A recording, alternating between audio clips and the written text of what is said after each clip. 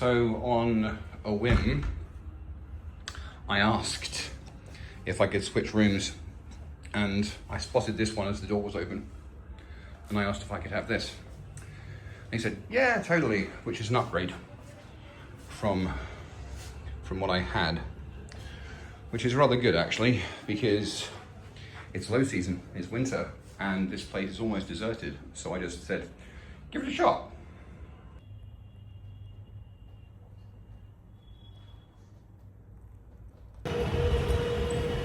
Good morning, friends. So this is, if you like, a reintroduction. I first introduced myself 2 years ago in San Marino for this channel, and I don't know how many of you were here from that time, but anyway. So my name is Jeffrey Philip Green, Jeff. I'm an English teacher traveling, as ever since COVID, I've been teaching exclusively online. This is my third year of full-time travel.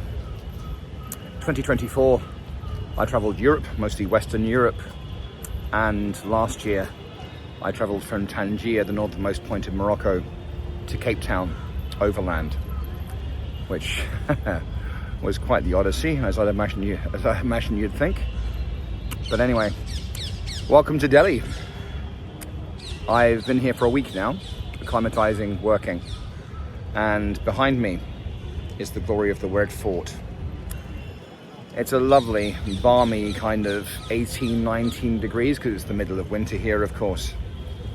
But it's really very pleasant. I love Delhi. I have been to India before, but relatively briefly compared to this year. This year, my plan, as I'm flying out of Delhi on December the 7th.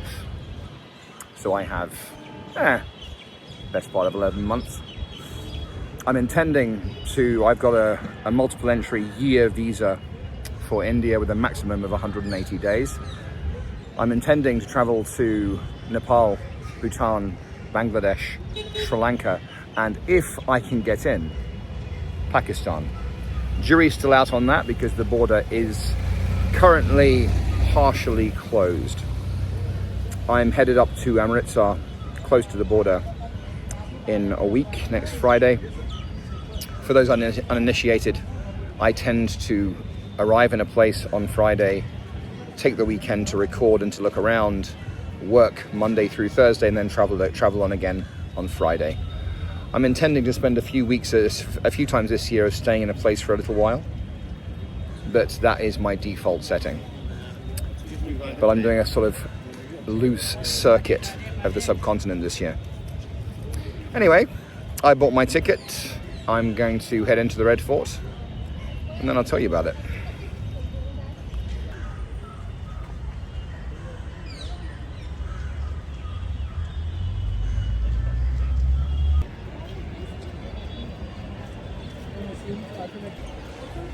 Right, a rather cursory security check.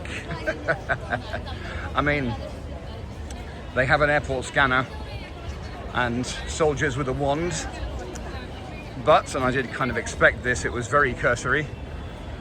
And because I have a pocket knife in my pocket and a multi-tool in my bag, and both of those didn't even register. Anyway, entrance to the Red Fort.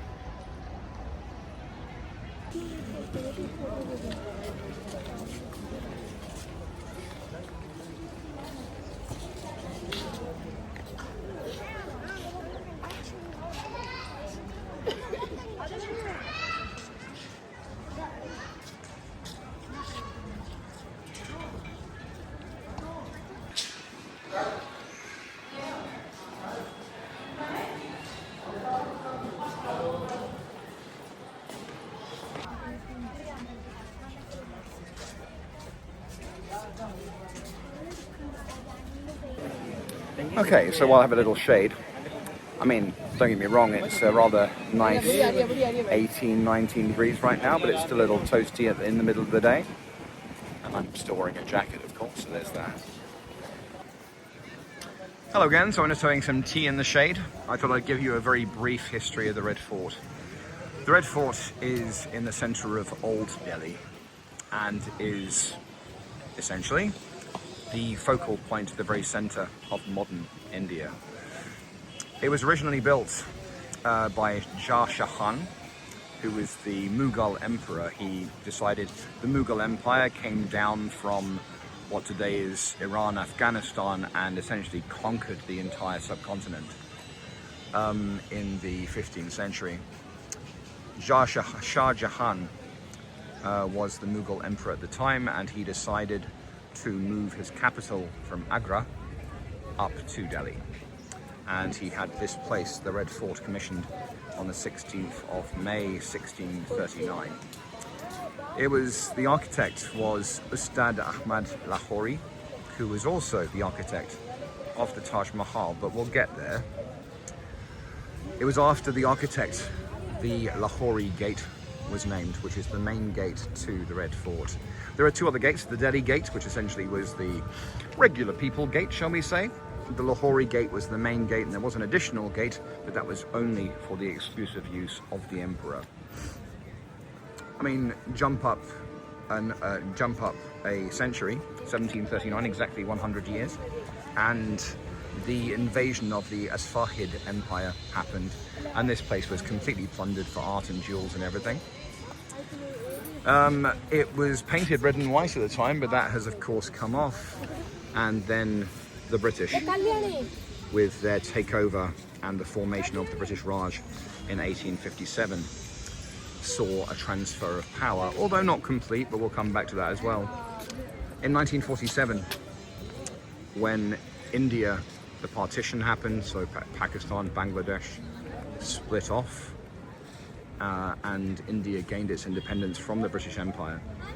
It was at the Lahori Gate that the Prime Minister of India raised the Indian flag, and that happens symbolically every year at the Lahori Gate on Independence Day. I haven't touched the museums yet. I'm gonna get there.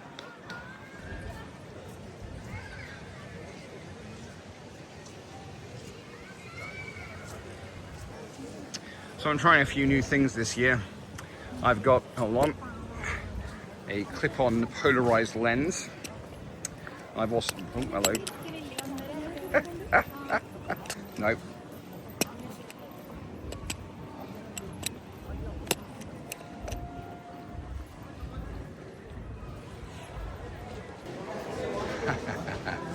Oh, I'm loving this.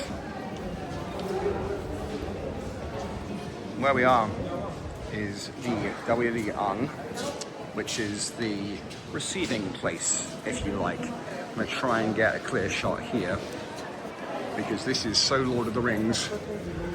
Right, the upper dais is where the Emperor, Shah Jahan, would receive petitions from his people. Usually reasonably high up people. So that's the king's throne, as it were. And this marble dais at the bottom there is where the Prime Minister would receive, if you like, lesser supplicants. This reminds me so much of Minas Tirith, where you have the throne, and then, of course, the king hasn't sat there in some time until Aragorn, and then at the bottom you've got the throne of the steward at the foot of the stairs. And also, pillars, pillars, pillars, pillars, reminds me a little bit of Khazad-dûm and the Dwaradelf. Forgive me for getting my geek on.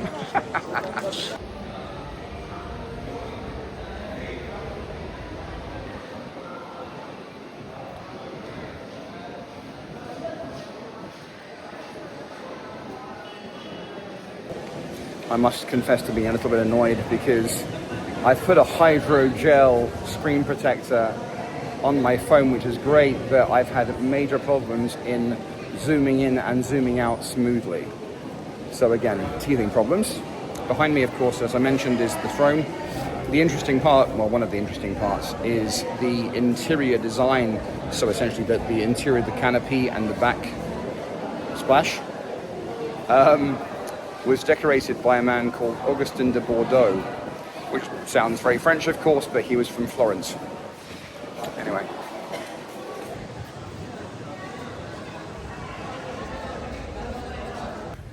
Dude, I just got random. This kid runs up and says that his dad wants to talk to me. And I think they'd seen me recording.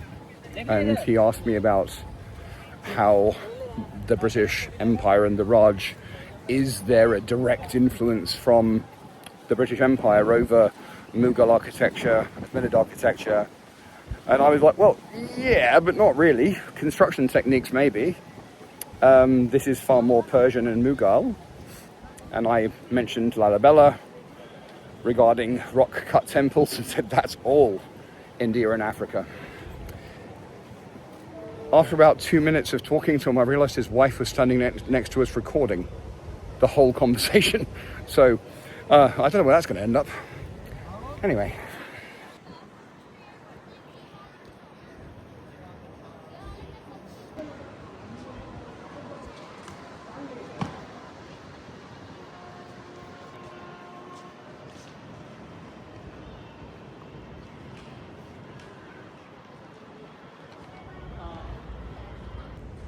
This place is the Khas Mahal, which was the Shah's private residence.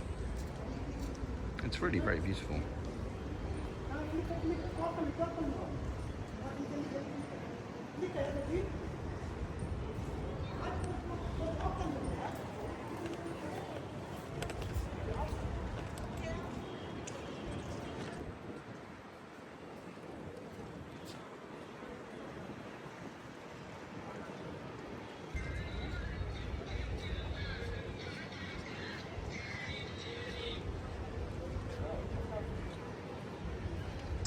And here we have the hammam. Now, as anyone who's been to North Africa, Morocco, the Middle East, Persia, will tell you a hammam is a bathhouse. Rather fantastic bathhouse to boot. And it was, especially considering the heat, a favorite hangout of the emperor and his guys. And important business transactions and matters of state were performed there, which again does make sense. We have the Bahan and Sahan Pavilion.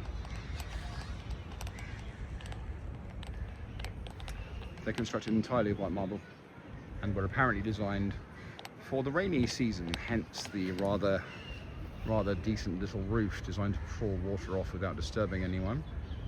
Very comfy, very open, because of course the rainy season is still very hot here. And again, one might expect during the rainy season a great deal of water was always kept and taken away into little reservoirs, open air reservoirs, and receptacles, and also to feed this huge pool with the central place for sitting. Modern building, of course, and everything bedecked in orange, white and green, making my Irish cousins feel well at home.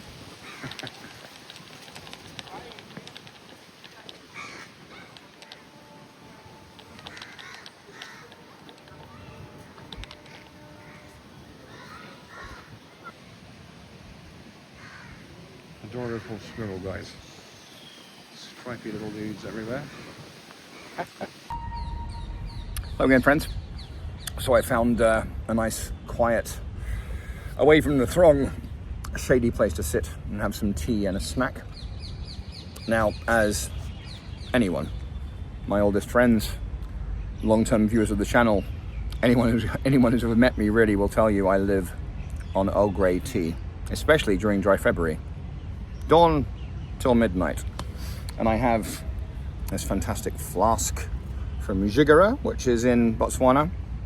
My parents gave me theirs, because they had been there. I've never been to Botswana. It's the only country in Southern Africa I haven't been to. This one was given to me by my man Steph, who was kind enough, because the old one was shot after 2 years of living in my side pack full of tea, and he was kind enough to give me his. So I have that, and also I have this fantastic stuff. Oof. This is essentially just peanuts, sesame, and honey. And it is calorific, you understand. But in a very good way. It's very healthy.